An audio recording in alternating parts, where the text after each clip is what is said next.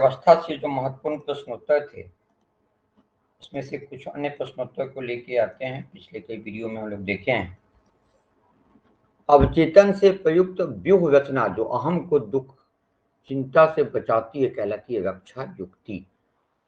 सभी ग्रंथियां व्यक्तित्व को प्रभावित करने वाली कैसी कारक तथा आनुवंशिक कारक है। दैहिक भी हो सकती है, इसके ग्रंथि से निकलती है। मनोविश्लेषणवाद के सिद्धांत का प्रतिपादन किसने किया? तो फ्रायड ने किया। लेकिन में से किसने व्यक्तित्व विकास में सामाजिक अधिगम पर बल दिया था? बनूड्राट ने। रॉल्सा स्याही डब्बा परीक्षण में उपयोग किया जाता है व्यक्तित्व मापन के लिए। मनोविश्लेषणवाद के सिद्धांत का प्रतिपादन सिगमंड फ्रायड ने किया था। मनोविश्लेषणवादियों के अनुसार मानव व्यवहार का संचालन किसके द्वारा होता है? तो अचेतन मन द्वारा। लियोपोल्ड बैलक ने निम्न में से किस परीक्षण को विकसित किया? तो सीएटी का विकसित किया लियोपोल्ड बैलक ने। प्रक्षेपण विधि द्वारा किसका अध्ययन किया जाता है? अचेतन मन का। प्रक्षेपण विधि द्वारा अचेतन मन का। व्यक्तित्व को उसको सामाजिक व्यवहार के आधार पर अंतर्मुखी बहिर्मुखी वर्गों में विभाजित करने वाला मनोवैज्ञानिक यूंग। अचेतन मन का अध्ययन किया प्रक्षेपी विधियों द्वारा। टीएटी परीक्षण में कार्ड की संख्या 30। ठीक है, मानव में 23 जैव गुण सत्व होते हैं, पता। निम्न में से किस विकास को ट्राइसोम 21 के नाम से जाना जाता है? एक मनोविकार है, इसको कहा जाता है ट्राइसोम 21 के नाम से डाउन सिंड्रोम को जाना जाता है। संप्रत्यय भी यूंग ने प्रतिपादित किया था। तो टीएटी एक प्रक्षेपण विधि है। अंतर्मुखी व्यक्तित्व की स्वयं में रुचि रखते हैं, बहिर्मुखी दूसरे में रुचि रखते हैं। एक बालक प्रतिदिन कक्षा से भाग जाता है, वह बालक है कुसमायोजित, एडजस्ट नहीं कर पाता। ठीक है। सीएटी किसके लिए तैयार किया जाता है? 3 से 11 वर्ष की आयु के बच्चों के लिए। मानसिक स्वास्थ्य को अच्छा रखने के लिए निम्न में से कौन सा तरीका सही नहीं है? अपनी समस्याएं अपने तक रखें, दूसरों से शेयर करेंगे तभी मानसिक स्वास्थ्य ठीक रहेगा। पलायन की मूल प्रवृत्ति से निम्न में से कौन सा संवेग संबंधित है? तो भय। ठीक है। प्रासंगिक अंतर्बोध परीक्षण में निम्न में से कौन सी सामग्री का उपयोग किया जाता है? चित्र का। निम्न में से कौन सा हमारे इंद्रिय सुख की इच्छाओं का भंडार गृह है? तो इदम। कौन सा हमारे इंद्रिय सुख की इच्छाओं का भंडार गृह है? तो इदम, मैं। ठीक है। अहम का कार्य है इदम एवं वास्तविकता के बीच समन्वय की भूमिका निभाना।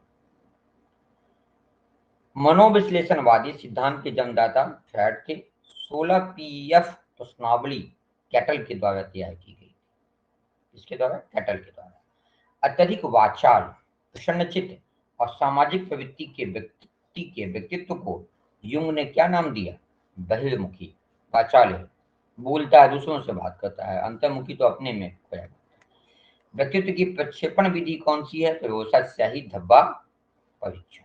ध्यान में रखना होगा, रोसा स्याही धब्बा परीक्षण पहले भी डिस्कस किए हैं। आलपोर्ट के अनुसार व्यक्तित्व है अपूर्व समायोजन। किसका कहना था? आलपोर्ट का क्या अपूर्व समायोजन है, तथ्यात्मक संगठन है, असंगठित मनोदैहिक तंत्र है। बाल अंतर्बोध जो एपर्सिएशन कहते हैं, उसका परीक्षण ग्रेमन किसने किया था? बिलोक ने। मादा में केवल एक्स गुण सूत्र पाया जाता है, पुरुष में एक्स और वाई गुण सूत्र पाया जाता है, ये सब जानते ही हैं। शेल्डन ने व्यक्तित्व को किस आधार पर वर्गीकृत किया था? तो शारीरिक संरचना के आधार पर। शेल्डन ने व्यक्तित्व को शारीरिक संरचना के आधार पर वर्गीकृत किया। क्रेचमर के अनुसार स्थूलकाय प्रकार के व्यक्ति सद्भाव से होते हैं प्रसन्नचित्त। स्थूलकाय मतलब समझे, मोटे जो होते हैं प्रसन्नचित्त होते हैं। मोटे लोग कम जो है थिंकिंग करते हैं। निम्न में से कौन सा बच्चे के सामाजिक विकास में सबसे महत्वपूर्ण भूमिका निभाता है? खेल, क्योंकि उससे उसका सामाजिक विकास होता है। परामर्श साक्षात्कार में सबसे प्रमुख और मौखिक संचार माध्यम क्या है? हाव भाव। सामाजिक दूरी मापनी किसने बनाई? बायगार्डस ने। ये पूछे हुआ क्वेश्चन। सामाजिक दूरी मापनी, सोशल डिस्टेंस मेजरिंग ऐप जो है बनाया था बायगार्डस ने। निम्न में से कौन सा व्यक्तित्व आकलन की प्रक्षेपण विधि से संबंधित है? तो कहानी रचना। ये बहुत सारे ऑप्शन होंगे इसमें। कहानी रचना। बच्चे के व्यक्तित्व के एक सक्रिय विकास के लिए माँ बाप को चाहिए कि वे घर में वातावरण प्राप्त कराएं। कॉमन चीज। व्यक्तित्व का कौन सा भाग समाज के नैतिक मूल्यों और आदर्शों के आधार पर विकसित होता है? तो परम अहम। व्यवहारवादी नहीं है कौन? Sigmund Freud. वो पूर्णतः से मनोविज्ञान पर आधारित है। किसका कोई जैविकीय आधार नहीं, तो संबंधन का कोई जैविकीय आधार नहीं है। कौन सा व्यक्तित्व का भाग तार्किक अहम रूप से नियंत्रित है, जो कि वास्तविकता के अनियम पर आधारित है? फ्रायड ने ऊर्जा का वितरण व्यक्तित्व विकास के जिन स्थलों पर किया, उनके नाम है इदम, अहम, पराहम। ध्यान में रखना होगा, इदम, अहम और पराहम। ठीक है। किसी छात्र के व्यक्तित्व के मूल्यांकन में आप किसको आधार बनाएंगे? तो उसके शारीरिक गठन को, उसके मानसिक भावनात्मक विकास को। बालक के व्यक्तित्व विकास में विद्यालय बन जाता है जब विद्यालय प्रशासन आधिकारिक हो, है ना, वो अपना नियम कानून चलावे, उसके जो निजगत समस्या है उस पर ध्यान नहीं दिया। 16 पीएफ का प्रयोग किसके मान हेतु किया जाता है? व्यक्तित्व मापन के लिए। थॉर्नडाइक के व्यक्तित्व के वर्गीकरण का आधार क्या था? चिंतन और कल्पना। ठीक है, थिंकिंग एंड इमेजिनेशन, इसका थॉर्नडाइक का। व्यक्ति जब दूसरे व्यक्ति को कुछ कार्य करते देखकर वह कार्य करना सीखता है तो वह कहलाता अवलोकन द्वारा सीखना। ये क्लियर है, आपकी दीक्षा में भी था। भाषा विकास में सहयोग करने का कौन सा तरीका है? उसकी अपनी भाषा के प्रयोग को अमान्य करना, है ना। वो जो भी भाषा प्रयोग करना चाहता है उसको हंस के हम टाल देंगे, अमान्य कर देंगे, उसकी भाषा को सीख नहीं पाएगा। अंतर्मुखी व्यक्तित्व का प्रकार मनोवैज्ञानिक प्रकार है। कौन सी विशेषता व्यक्तित्व को सीधे प्रभावित करती है? तो शारीरिक गठन एवं सामाजिक व्यवहार, मानसिक एवं आध्यात्मिक योग्यता, संवेगात्मक आयाम तथा अनुभव, ये व्यक्ति के व्यक्तित्व को सीधे प्रभावित करता है। कौन व्यक्तित्व के बुरे प्रबंधन के लिए जिम्मेदार है? तो ईड। ये तो ईड, ईगो, सुपर ईगो, क्लियर है। ऐसे शैक्षिक मनोविज्ञान भी करेंगे। निम्न में कौन सा प्रदत्त कार्य प्रतिभाशाली विद्यार्थी के लिए उपयुक्त है? विभिन्न विषयों का ध्यान में रखते हुए विज्ञान की नई आदर्शात्मक पुस्तक का निर्माण कर।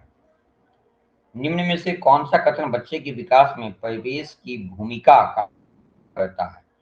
तो कुछ विद्यार्थी सूचनाओं का जल्दी प्रगमन करते हैं जबकि उसी कक्षा के अन्य विद्यार्थी ऐसा नहीं कर पाते हैं। ठीक है। बाल विकास का अध्ययन क्षेत्र है बाल विकास की विभिन्न अवस्थाओं का अध्ययन, वातावरण का बाल विकास पर पड़ने वाले प्रभावों का अध्ययन, व्यक्तित्व भिन्नताओं का अध्ययन। अपने ऊर्जा बल को बाहर की ओर अभिव्यक्त करने वाले व्यक्ति क्या होते? बहिर्मुखी।